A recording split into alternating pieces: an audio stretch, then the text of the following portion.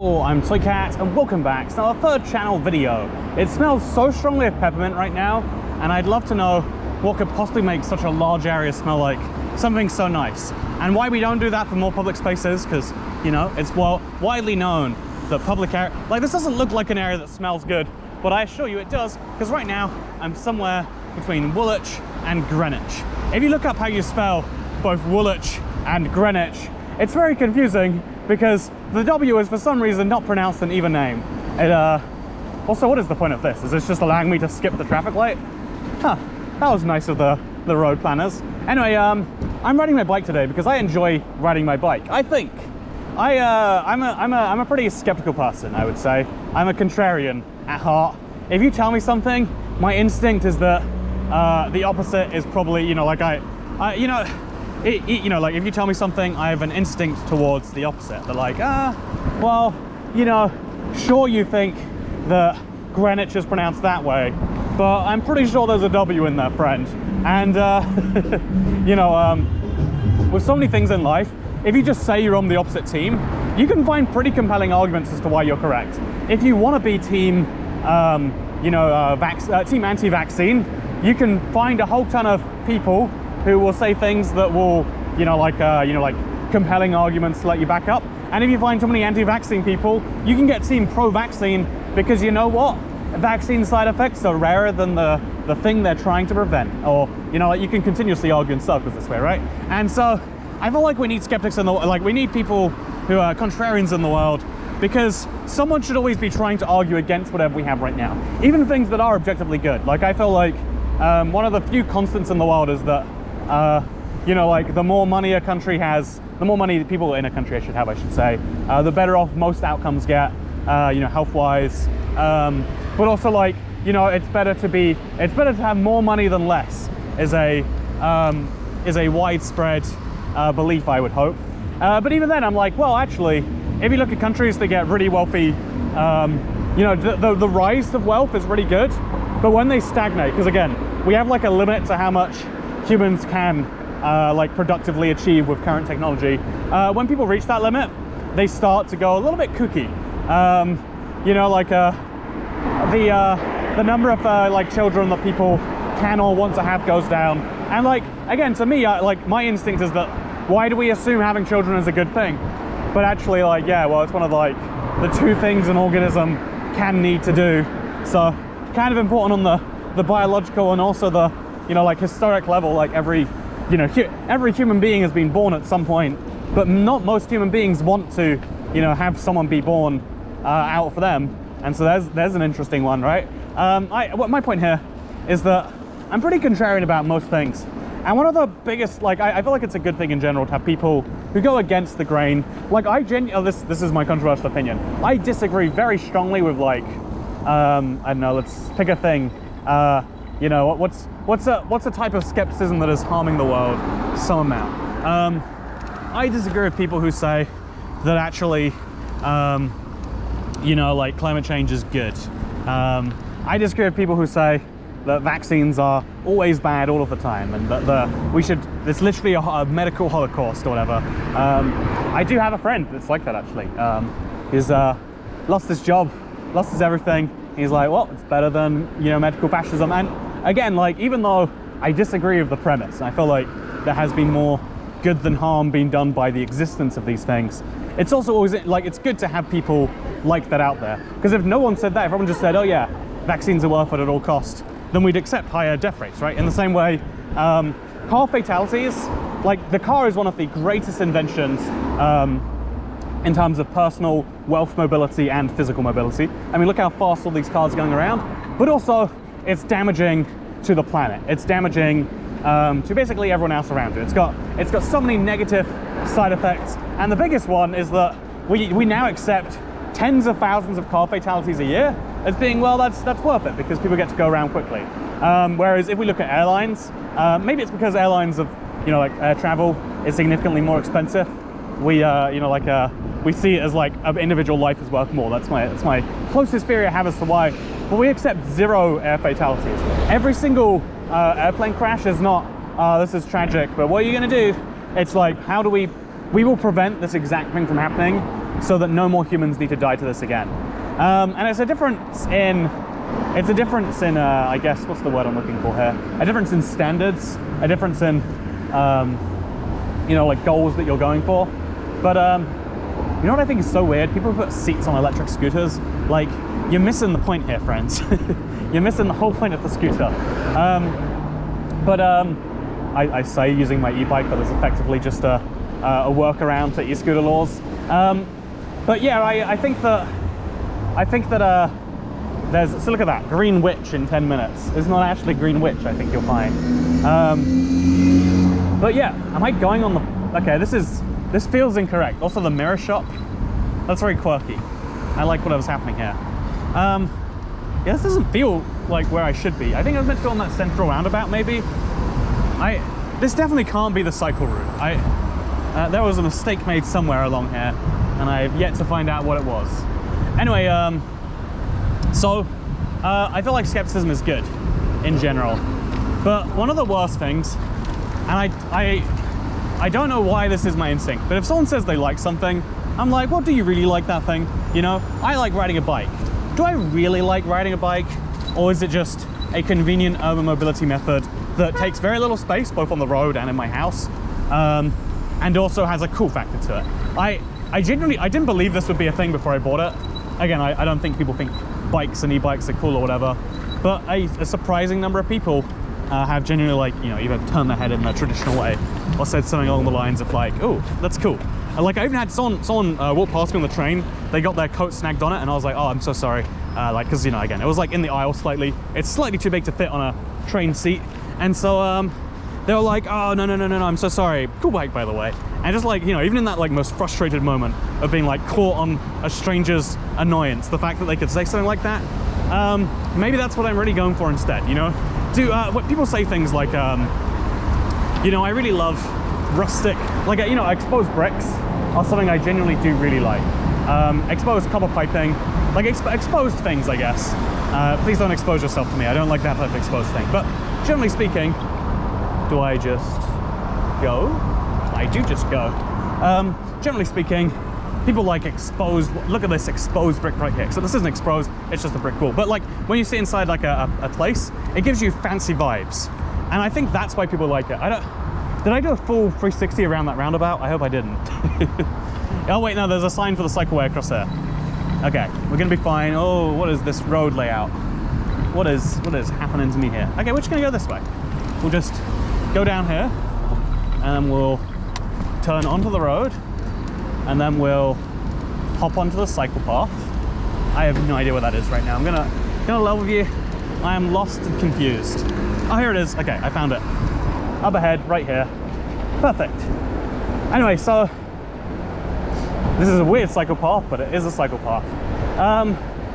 So yeah, do you really like exposed things, or do you like things that cost money? Because things that cost money are more exclusive, because money is a limited resource, a finite resource, assuming you're not a modern monetary theorist. Money is a finite resource that can only buy, you know, even if you agree that money is this infinite thing we can print infinitely, there are still only so many physical goods and services that you can buy with that money, right? You can only buy so much real estate. There is only so much land that exists. We can create more land, but it's infinitely more expensive than, you know, like, in terms of like material costs, than to just take existing land.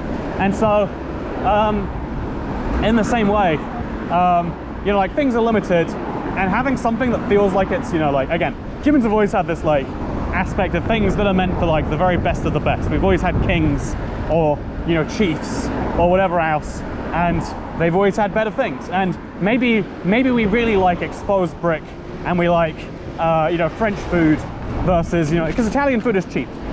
There's not much you can spend on a pizza. Like, once you go above, like, I think in Italy they, okay, I'm gonna let them pass. No, I'm not. I should have. They were pausing. I was pausing. It's very embarrassing. I never know what the rules are on those. Oh, I think they do have right of way. Oh no, there's no little zebra crossing thing going on. Maybe it's just you work it out amongst yourself. As long as you don't hit them, you're fine. But yeah, so as I was saying before, I was so rudely interrupted by pedestrians just trying to cross the street. there's a Dixie Chicken here. How interesting. I didn't realize that was a nationwide chain. Anyway, so one of the things I always question is like, do you really like the things that you like, or do you like something else? You know, like, do I like cycling, or do I like that it's a small and compact urban mobility method? You know, I've called it like the freedom method before, because you do whatever you want because it's your life at risk. Is that what I really like? Do I like traveling? I love planes, or do I love the same thing? It's like exclusive. It's like a break from things. Do I really just like a break? One of the struggles I've been having, I think it's true in like, if you think about people, right? Do you really like people, or do you like the relationship you have with those people? Do you like the person, or do you like the thing that you do for each other? Because I have a friend. I won't share my friend's name actually. I don't know what I was going to. I don't know what I was going to say. There's no benefit in me saying his name. I have a friend who's just incredibly flaky. He's always been somewhat flaky. Like he'd show up to like 60-70% of things, and then the last 2 or 3 years, he won't show up to basically anything. He doesn't respond to messages, doesn't read them. But every now and then he's like, oh, why aren't we doing a thing? You know, something like that. Or he's like, yeah, I'll be there, like, because he's in a group chat, and he just randomly hops in, and he's like, yeah, gonna be there. And it's like, cool, awesome. But to me, you know, like, do I like the friend if he doesn't show up? You know, because again, I had a birthday party. He basically ruined a birthday party because he's like, yeah, I'm gonna be there any minute now. And so like we didn't hop to our next plan because we're like, we can delay it a little bit.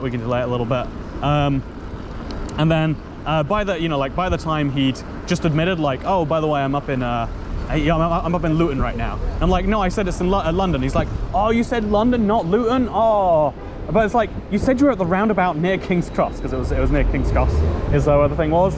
And he's like, yeah, Lars, you're like, just like, to me that was like the most, it was like, again, it's almost disrespectful, right? But why does it matter if my, you know, like, should I care if my friend is disrespectful and flaky and whatever else? Surely he's my friend regardless, right? Surely it does not matter how much he shows up or does not show up. You know, like, and therefore you have the question, do you like the friend, or do you like the relationship you have with them?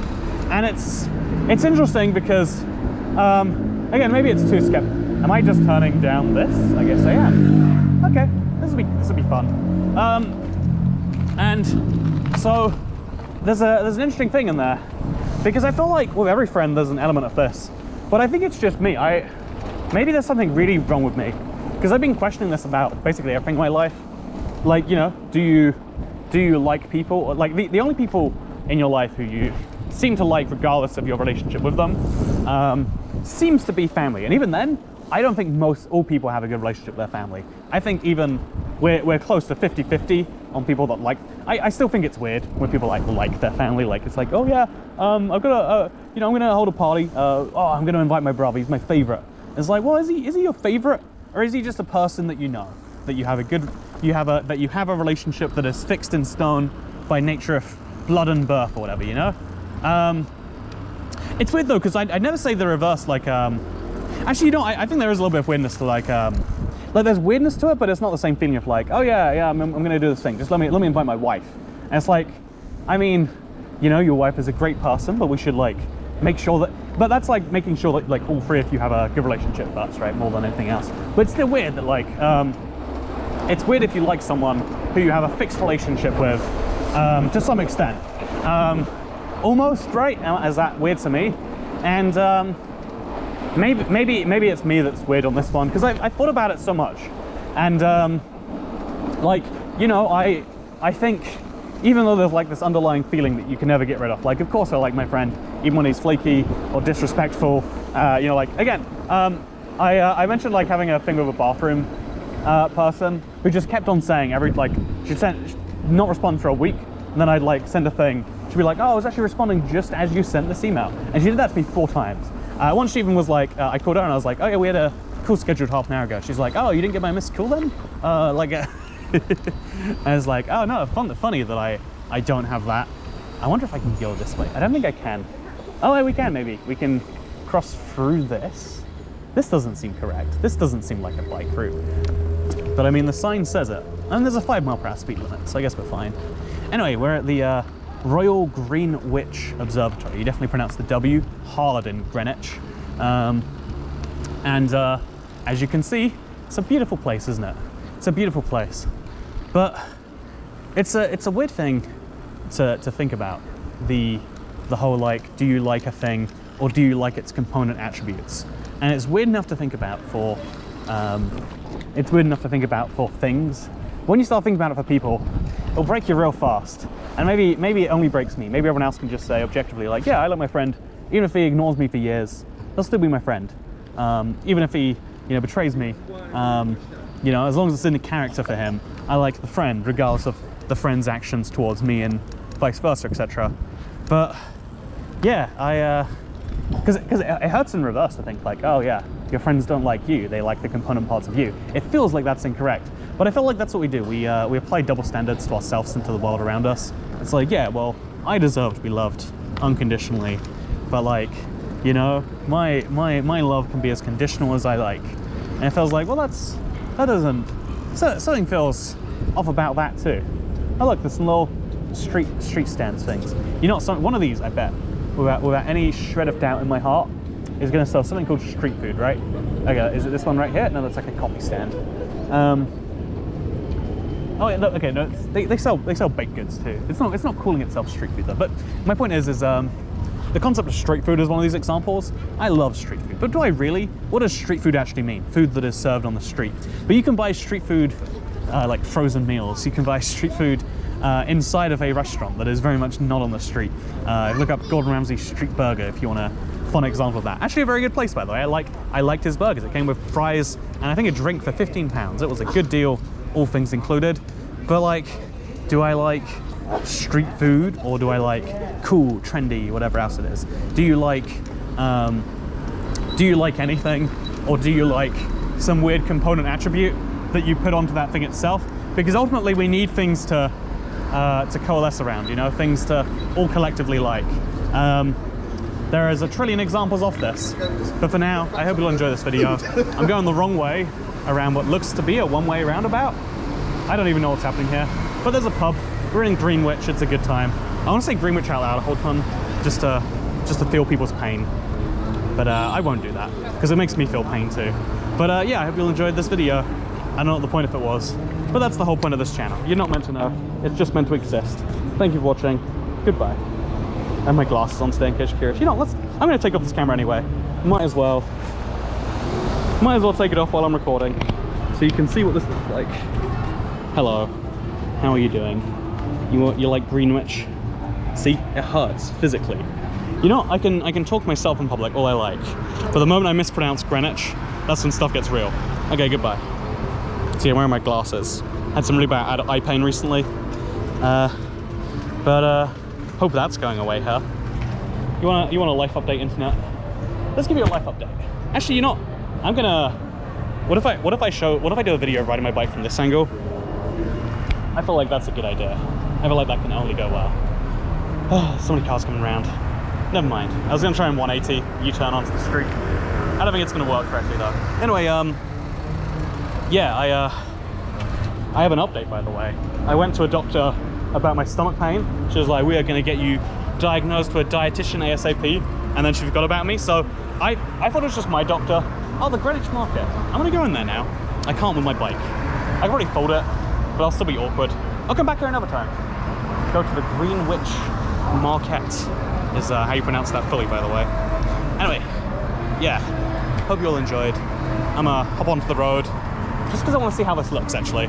This is a test for a future video. If I did have my camera here, would it look any good? Do you like this? Are you seeing things? You finding this interesting? Hope you are. Also, I spoke to a doctor about like diagnosing whatever it is. Again, I don't like to be the person who self-diagnoses, so I was like, let's try and work out what is causing my focus issues. And so I spoke to a doctor. She's like, oh yeah, sounds like this particular thing that starts and ends with D. Wait, it doesn't start with a D, it just ends with a D. So it's funny though, because she said that, and then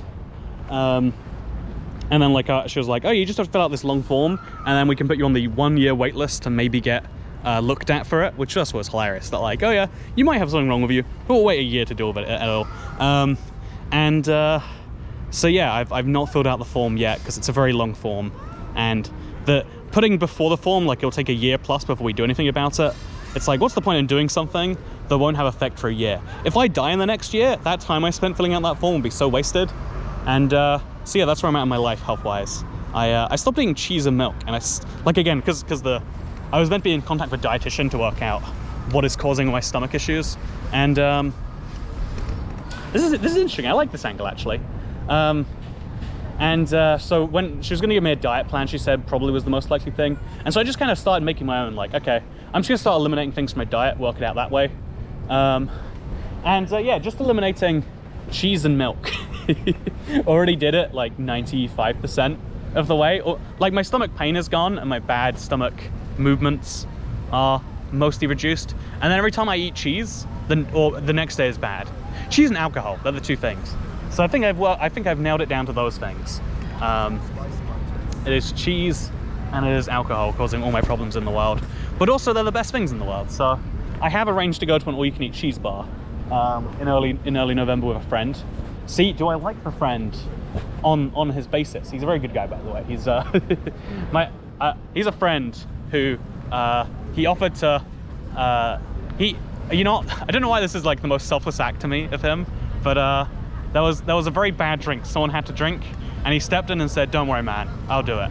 And to me, that's like the most heroic act. Drinking a terrible alcoholic drink you didn't need to, just to save someone else without any recompense. You'd only just met the person. There's such a dumb reason to like someone. Anyway, like again, like, do you really like someone if you like them for dumb reasons, or is that the purest like? Is liking someone for objective reasons, like again that they're not rude to you? You know, like, is liking someone for real reasons actually the weird sociopathic thing? Maybe it is. Maybe everything is arbitrary, and we should all accept that we're gonna die one day. Oh yeah, I've got to take off something soon. Anyway, I hope you all enjoyed this little experimental thing at the end. Do you want another health update? Yeah, I was gonna list these health updates out somewhere, but we might as well do it here. So yeah, my stomach's been feeling fine.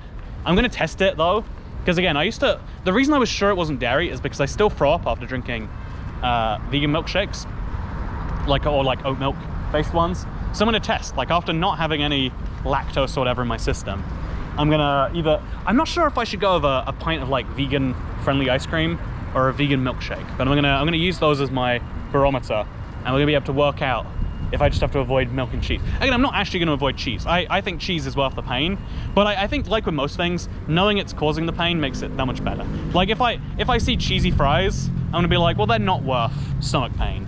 But you know, cheese and meat is the reason I live.